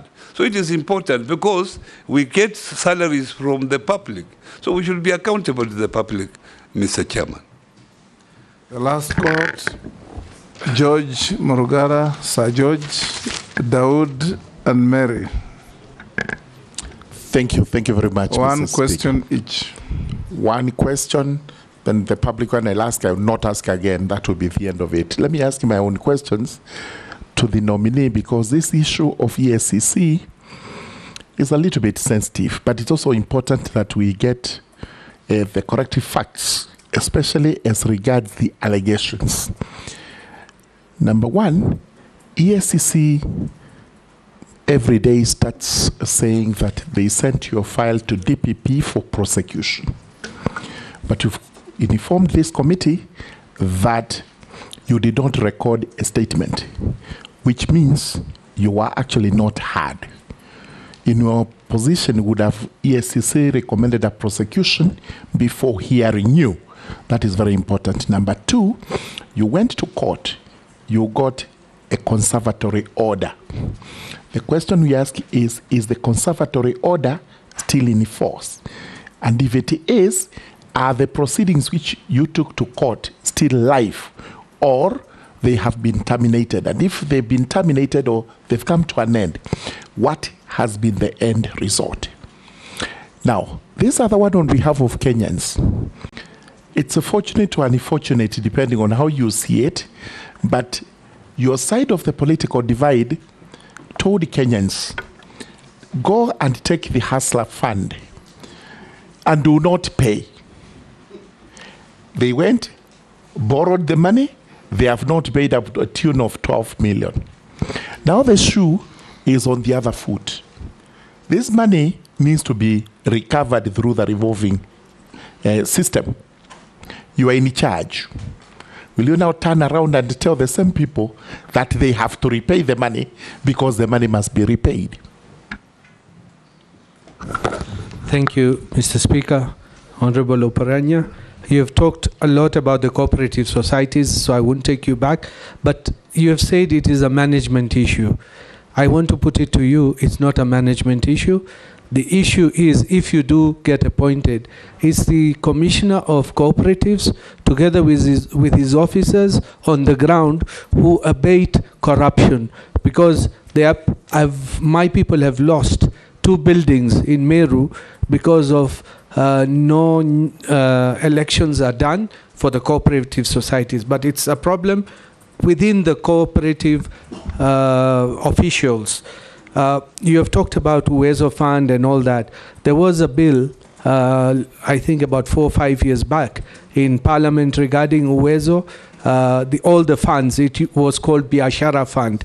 Maybe you may need to follow it up, how far it went, because I think there was a cabinet paper to move all the funds into one fund, Biashara Fund. By the way, Uwezo Fund in my constituency is doing the best in the country. From 16 million, I have disbursed 61 million. The last one I want to put it to you is the SASRA policy, where the depositor, the savings are supposed to be, they are being told to deposit 10% a minimum, whereas it is very difficult for people to deposit that 10% for minimum. And there are some SACCOs, in particular, I would say, who have not been paid for the last 2 or 3 years, and they are in the media. KTN and Standard, it's been on media as well. They have not even remitted. They have been deducted for the last 2 years. The deductions have been deducted but have never been remitted to the SACCO. So what are you going to do if you do get approved? Mary? Nominee, my question is on MSME. Facilitating access to credit and support is core to the government empowerment agenda. And you know, you must empower the citizens for them to be able to pay taxes, live better lives, and also be productive generally. Now, MSMEs still struggle to obtain affordable credit because of the high interest rates and stringent lending mechanisms. Now, and I say this because we interact with Kenyans every day. And if I quote Honorable Speaker, our constituents ask us, nisaidie, ni boost biashara. Times are hard, ile pesa nilikuwa nayo nimelipa school fees. There is market, but I need to boost my business. We have potential business women and men. Those who want to do startups or just boost what they are doing. But they don't have the money, they come to us. And that's why you've noticed most members of parliament have been organizing harambes just before the ban, so that we put together our business people and we do a fundraising for them to get money to boost their enterprises. So the question I want to ask the nominee, what measures will you implement to improve access to credit for MSMEs, especially for women and youth? We have all these interventions, the Hustler Fund. the women enterprise, Uwezo. But it seems, again, this zeroes down to communication. There is many Kenyans still do not know the existence of these interventions and how they can access these funds. Just related to that, what mechanisms will you implement to improve? No, I've said that one. What mechanisms will you put in place to bridge the financial gap, promoting responsible investment practices, and ensure financial sustainability? That is especially on loan recoveries. Thank you. Answer those three. We're coming towards the end. Yeah, George, thank you very much for that question. I want to confirm that I have never been heard. And I'm on record here. I've been a member of parliament. I know what is to be on record. And if you have someone there, you can confirm. Did you ever take a statement from a man called Wycliffe Ambassador Oparanya? I quote the orders clearly. I said the conservative orders, I quote them. I told you, I told the committee here that my family were being harassed. I was being told that your life is in danger. As a human being, you have to go to for protection. I could not go to report to the police station because the police were against me. I would not know. If I saw the police attacking you, how do you go to the same police to record a statement? So I decided another independent body can maybe listen to me for protection. And that's why I go into court, that I'm being harassed. Please, can these people be stopped? And I get compensation for this, and you determine if the case has not been determined. And I'm ready here to say in front of the cameras and in front of you, Mr. Chairman, that if I'm found guilty that I stole money from Kakamega County, I'm ready to resign if you give me this position. The issue of Hustler Fund. Okay. I think if in fact they forwarded a file recommending your prosecution, if ESCC did that, recommending your prosecution to the DPP without your own personal statement, it's highly illegal and highly irregular. Thank you. In fact, you should lodge a formal complaint against ESCC for that. Yeah, thank you. Thank you. Thank you very much. You know, these institutions are there for some purpose. And if you met me in private, I will let you know.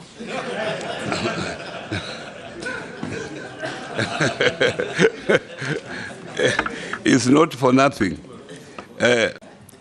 Now, the issue of Hustler Fund, I clearly said that I was talking from an ignorant point of view. I've now come in, and I've seen the intention of this fund was good. But the only problem was the implementation. So I was out there, I could not get the records. Yes.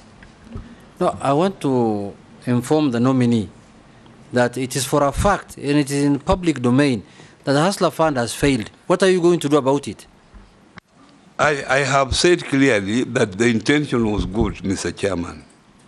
But the fact that it was implemented in a hurry without proper structures.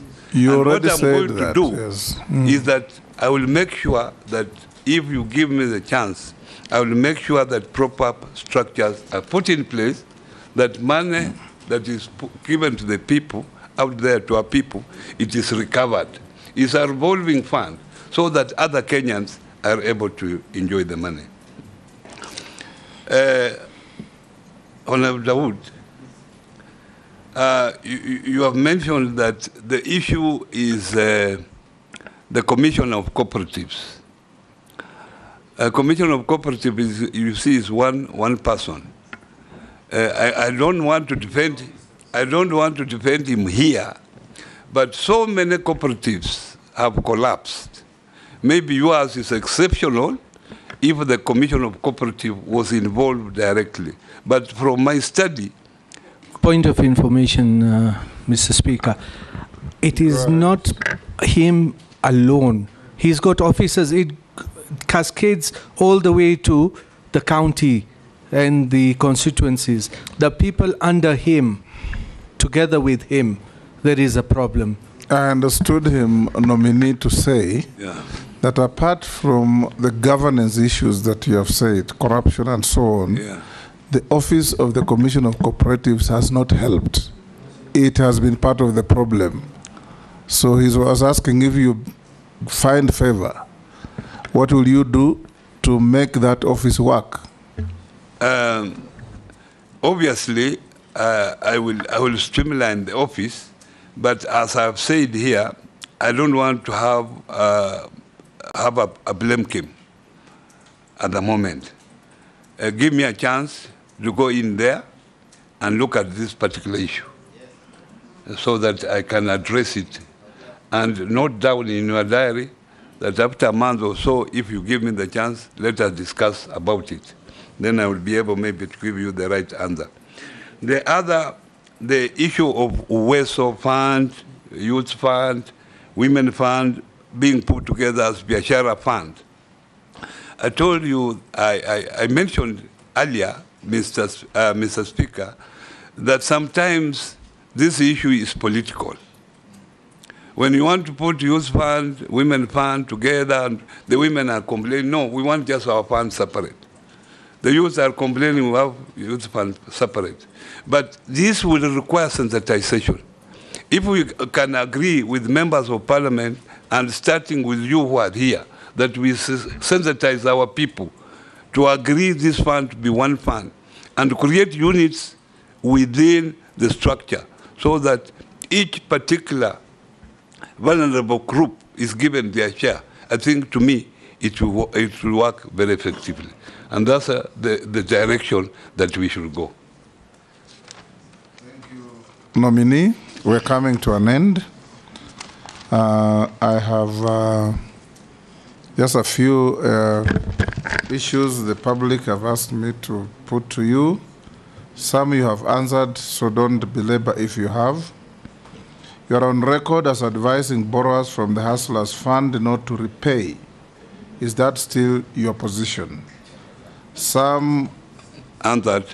Some chairmen of cooperatives who have been in office, one person says he knows some chairmen of cooperatives who have been in office for over 20 years. What will you do? You already answered that. I've already done that. How will you help SACCOs recover the billions defrauded from them by fraudulent managers of Cusco? Then another one says, you are on record as saying, nurses watagoma siku chache, wapate njaa, warudi kazi. Lakini the doctors have adequate money, they can sustain strikes. And the citizen says, with that kind of mentality, how will you deal with MSMEs comprising small-scale traders? I think most of them have answered, except the nurses, doctors. Yes. And the nurses, doctors, Mr. Chairman, when I made that remark, you were there. You were there, and actually it was out of context because of the facts then. It was just a comparison that doctors have a chance, even if they go on strike, to go and work in private hospital and get their money. So if they are striking, they can sustain a strike for a long time, while nurses don't have that chance. That's why I was saying that nurses, they cannot sustain a strike because they have no alternative, while doctors have alternative. That's how it was, and you can protect me because you are there when I was talking. I can assure the Kenyan who asked the question that I was there. Yes, yeah. Lastly, Honorable... Mr. Speaker, before you go there. Yes. Nominee, I doubt whether you'll be able to answer, but it's information from the public. They are saying, please ask the nominee about Metropolitan National Circle. That is collapsing with millions of shillings for hard-working teachers in Kenya. They have never communicated on when the corporates will be refunded their money, and they have started closing down. Please, if you get into the office, save the teachers. Daoud, what is it? No, he has not answered about the deductions being done, but not being remitted to SACCOs. Is he going to do anything by employers? Yes. Yes. The issue of metropolitan, I wouldn't know the right facts. So maybe, Honorable Muli, I will look into that and maybe come back to you, because I don't know it even. But let me take it up. Deductions without remittances? The issue of deduction without remittance, Honorable Chairman, in fact, this is a serious issue. At the moment, about 2.1 billion has been deducted from members and not remitted. And the most culprit is the county governments, that they deduct and they do not remit. This is a serious issue, and I think it can only be sorted out when we are in, where we will involve county government and of course national government. In fact, the cooperatives were pushing that their money should be deducted at the treasury from those affected counties. But in law, that is not acceptable, because the law does not allow that. So these are a thing that we can just sit down and see how best to do it. Nominee, as we come to an end, yes, Majority Leader. Mr. Speaker, before you conclude, you know the suitability of all these nominees. Part of it is largely hinged on integrity, in line with Chapter 6. And CS nominee, you have just said on record there that should you be found guilty, you asserted you would be ready to resign. Confirmed. Confirmed. Now, I want to ask you to flip that.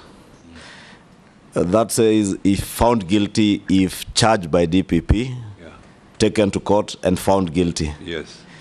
In your view, should it be the perception that is there, or should it be on the basis of being under investigations, or should that process be at the point where you are found guilty, following due process in a court of law? At what point, ideally, would you resign? Obviously, Honorable Chunga, I'm talking about a due process. There must be a due process. If there is another issue, it should be, a file should be there, it should be taken to PPP, because that is the one. So even if EACC had recorded statements from you, from other people, but you are yet to be prosecuted, it is your position then that you are presumed innocent until proven guilty? Yes, that's how the law is. Yeah. Unless you want to violate the law. Chair. Mr. Chunga, you know, I respect you very much. So I don't know if you want to violate the law. No, all due process. All questions are innocent, so don't infer anything. I just wanted it to be clear. Yeah. Because in other jurisdictions, like in the US and in many other Western democracies, people, even on the assumption or the impression that they are under investigations, there are people who choose to resign. So I just wanted that clarity, that you want us and the country of Kenya and yourself to follow due process as stipulated in our laws. Yeah. Thank you, Chair. That's what I said. Chair, you see the beauty of this committee, the chairman is a lawyer, the vice chair is a lawyer, so we're well covered in terms of law, in terms of knowing the law. You see, Mr. Chair, whatever that's happening, whether it is AUCC, DCI, they remain allegation until they are proven in a court of law. This country has gone through that process long time. One time we elected a president and deputy who were charged even in ICC. So these things are just rumors in town here until they are proven in court. Nominee, as we finish, Yeah. I don't have questions to you, but I want to encourage you. Order. I want to encourage you that in the event you find favor and get this position, the bedrock of our economy for the ordinary people lies in cooperatives. And you yourself have said they suffer from serious governance issues. They suffer from serious mismanagement, frauds, thefts, name it. Every single village in this country has a story to tell about losses through cooperatives. It's a nightmare. We hope and believe that in case you take this office, you'll do something different. Because since independence, we have had ministers in charge of cooperatives. And these piles and piles of theft and fraud have been going on. So we hope that you may find favor. If you do things differently. Thank you. Lastly, I want also to confirm to the public, because of what has been going on in the media, that this committee, there are no investigations or proceedings of a criminal nature going on against you. You are hereby released to go. Oh, sorry. I have to ask you a few other things.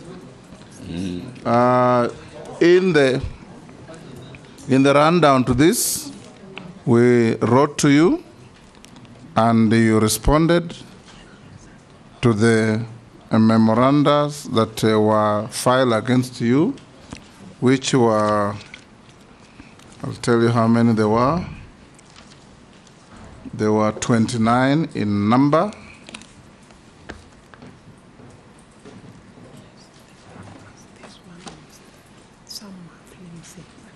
I'm being shown something, but you have answered it already about MSMEs. Yeah.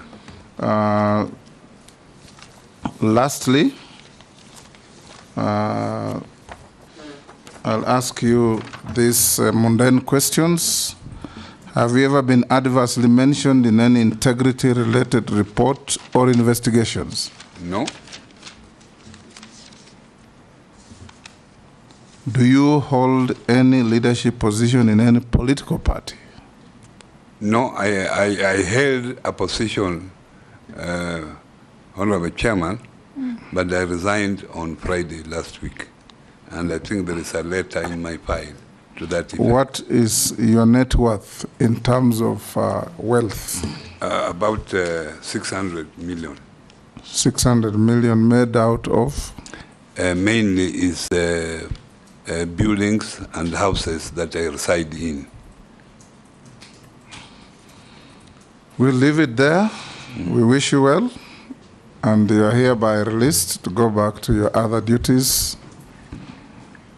Thank you very much. You will collect your original documents. We have checked and found them in order. Yeah. Sergeant, you can pass on the documents to the nominee and escort him out of this chamber. Thank you very much, Chairman, for the opportunity. Thank you.